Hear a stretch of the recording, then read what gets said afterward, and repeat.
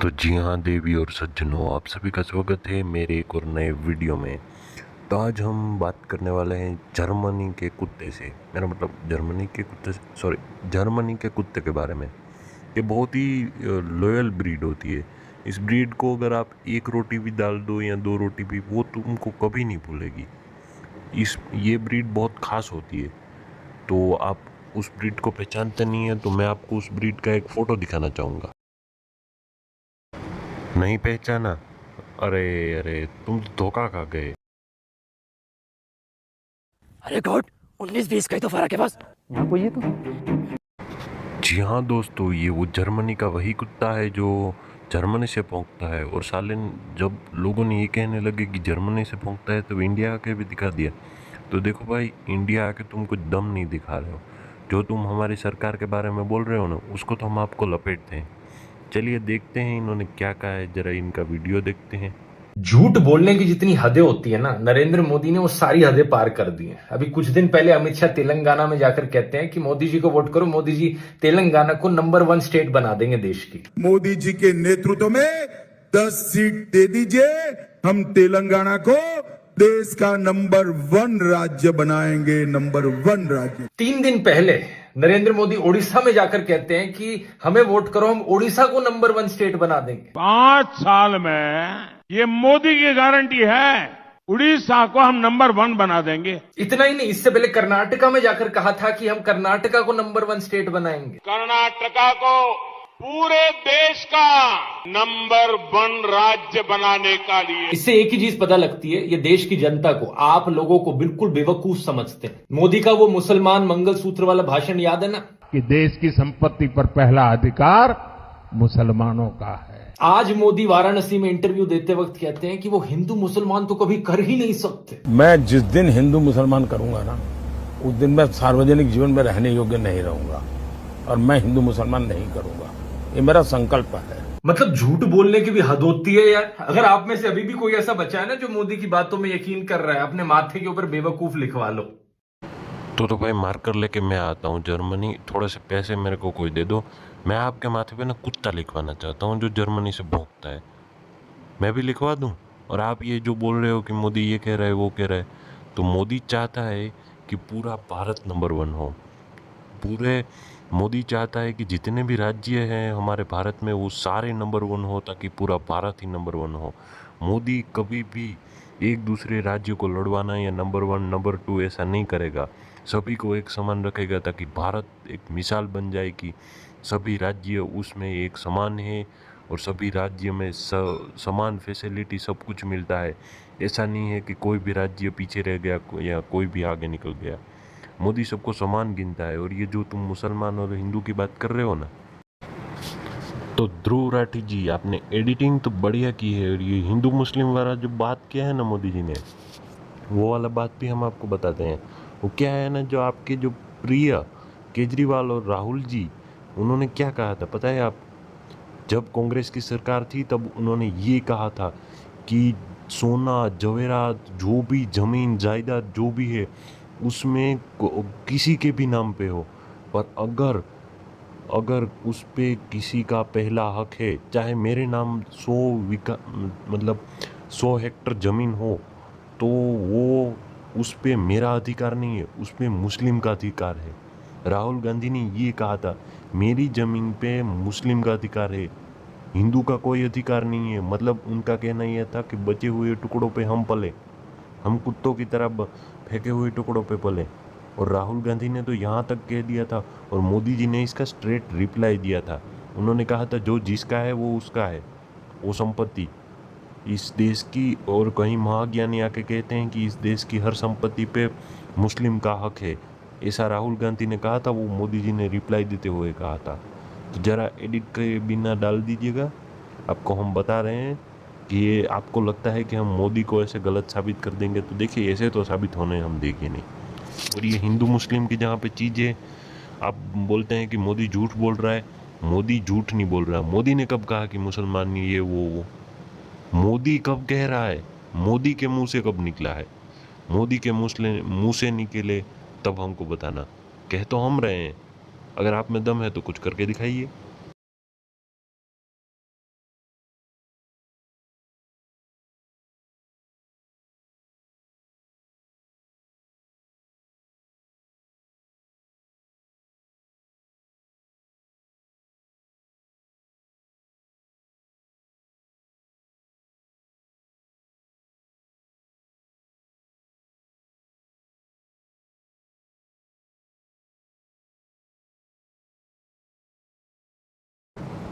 लड़ाई तो आप भी करवा रहे हैं हिंदू मुस्लिम में। तो ये विदेश से में शादी करके यहाँ के हिंदू धर्म के परंपरा के अनुसार शादी करके कुछ होने नहीं वाला, ना ही आपके कुछ होने वाला है, ना ही आप ये जो हिंदू मुस्लिम को लड़ाने का काम तो आप भी कर रहे हैं, आप ही तो करवा रहे हैं। तो ये यहाँ पे शादी करोगे तो ऐसा नहीं हो जाएगा कि तुम ये कर दिया वो कर दिया। तुम भी हिंदू को मानते हो, तो कहीं ना कहीं अंदर से तो तुम भी हिंदू को मानते हो, पर ये जो तुमको ये रोटी के टुकड़े मिल रहे हैं ना, उसके कारण ही तुम ऐसे भौंक रहे हो।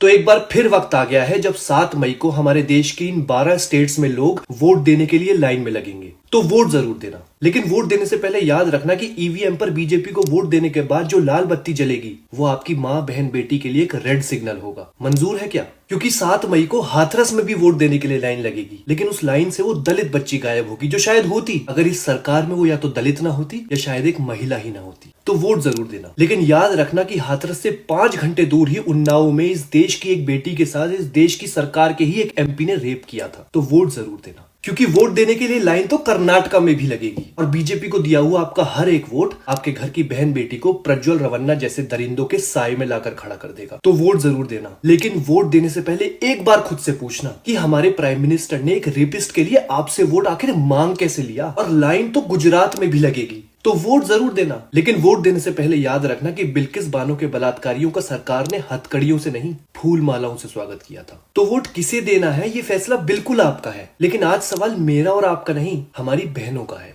उनकी सुरक्षा का है। तो 7 मई को इलेक्शन नहीं, रक्षाबंधन समझकर वोट देने जाना, ताकि घर जाकर अपनी बहन से आंख मिला सको, ताकि हिंदुओं के नाम पर वोट मांगने वाली इस सरकार को याद दिला सको, यत्र नार्यस्तु पूज्यन्ते रमन्ते तत्र देवता। जी हाँ दोस्तों, ये ध्रुव राठी का ध्रुव राठी का वीडियो नहीं, उन्होंने यही वीडियो शेयर किया था। तो भैया हम आपको बता दें, आप रेप की बात कर रहे हो ना, जब से मोदी सरकार आई है ना तब रेप के केस कम हो रहे हैं। और अगर आपको पता ना हो ना तो मोदी सरकार ने इन सभी को सजा दे चुके हैं, पर आपको दिखाई नहीं दिया होगा। ऐसे तो दिख जाते हैं, ये पहले के फोटो होते हैं कई बार, और अभी वो लोग सुधर चुके होंगे या कुछ किया होगा, पर आपको लगता है कि उन्होंने कुछ नहीं किया, तो हम आपको दिखा देते हैं कि आपके वाले ने क्या किया है। तो आपके राहुल गांधी ने जो किया है ना वो कुछ ज़्यादा ही वल्गर है, तो उससे क्या साबित होता है वो भी हम डाल देंगे।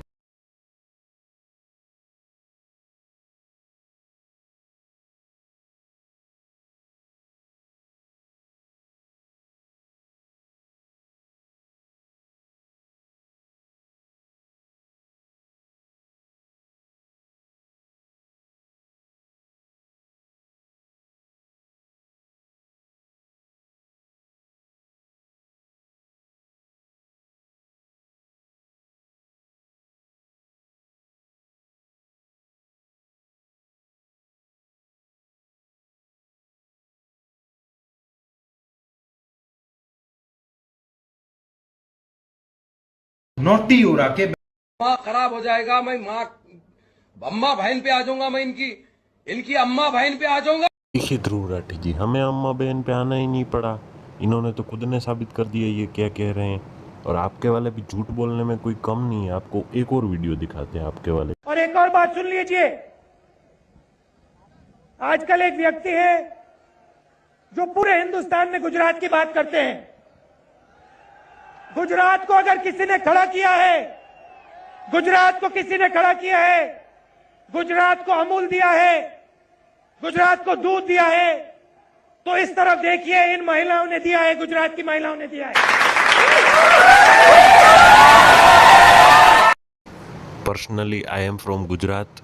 देखिए ये सुन के मुझे हर्ट तो हुआ, पर देखिए हम समझ चुके हैं आप क्या बोलना चाहते हैं, पर जो आप जिस इंटेंशन से और जिस तरीके से बोल रहे हैं ना वो गलत है। तो भैया पहले आप राइटर बदलिए, बाद में खुद की बात करना। और आप भी गलत बोलते हैं, इस साइड से आलू डालो, उस साइड से सोना निकालो, ये करो वो करो।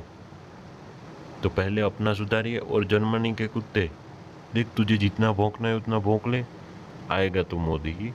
तुमको लगता है कि हम कुछ उखाड़ लेंगे तो तुमसे कुछ नहीं होने वाला।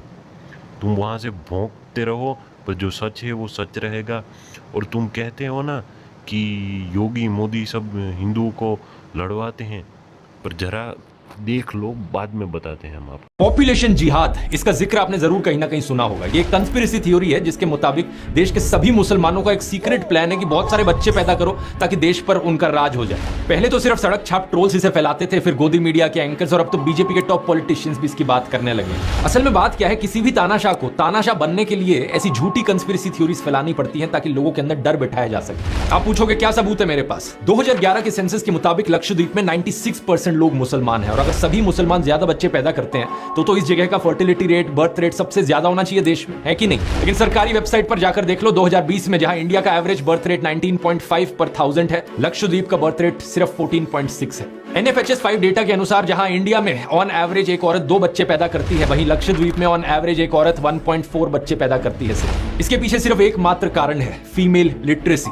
देश की फीमेल लिटरेसी 64.6% पर है 2011 के अनुसार, लक्षद्वीप में 87.9% पर। और जिन स्टेट्स में फीमेल लिटरेसी कम है वहां पर औरतें ज्यादा बच्चे पैदा करती हैं, जैसे कि बिहार में 51.5% की फीमेल लिटरेसी के साथ यहां पर ऑन एवरेज एक औरत 3 बच्चे पैदा करती है। बर्थ रेट का किसी धर्म से कुछ लेना देना नहीं है, इसका सीधा सीधा शिक्षा, एजुकेशन लेवल और लिटरेसी रेट से लेना देना है। सिर्फ भारत में ही नहीं, दुनिया भर में की गई रिसर्च इस चीज को साबित करती है। हिस्टोरिकली मुसलमानों का फर्टिलिटी रेट हिंदुओं से ज्यादा था क्योंकि वहां जो लिटरेसी रेट था वो थोड़ा कम था, लेकिन अब सिचुएशन बदल रही है। 2022 के इस न्यूज आर्टिकल को देखिए, NFHS 5 डेटा के अनुसार टोटल फर्टिलिटी रेट कम हुआ है और सबसे तेज तो सर आपके रिप्लाई हम बहुत अच्छे से देंगे। आपने जो बात कही है कि हिंदू मुस्लिम ये वो, तो हम आपको बता देते हैं कि मुस्लिम पहले से ये सोचते हैं। आपने जो आंकड़े दिखाए उस हिसाब से तो हमको भी आंकड़े जानने आते हैं।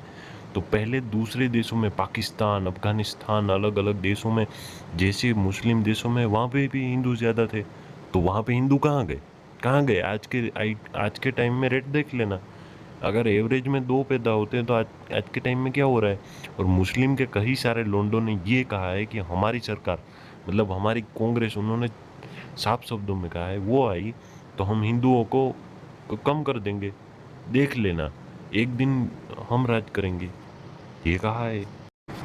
मुस्लिम तो साफ तौर पे कहते हैं कि हमारा राज आएगा तो हम तो हिंदुओं को मिटा भी देंगे और एक दिन सारे हिंदू मिट जाएंगे और हमारा राज होगा, और जहाँ पे मंदिर बना है वहीं पे हम मस्जिद बनाएंगे। तो ध्रुव भाई ये भी देख लेते। यहाँ पे तो रिप्लाई देना आता नहीं है आपको, आपको यहाँ पे तो कुछ बोलते नहीं हो, तो अब ज़रा देख के बात किया करिए। तो जी हाँ दोस्तों, आज के वाले वीडियो में इतना ही। मैं मिलूँगा आपसे फिर एक नेक्स्ट वीडियो में। तब तक के लिए सभी लोगों को टाटा बाय बाय, जय श्री राम।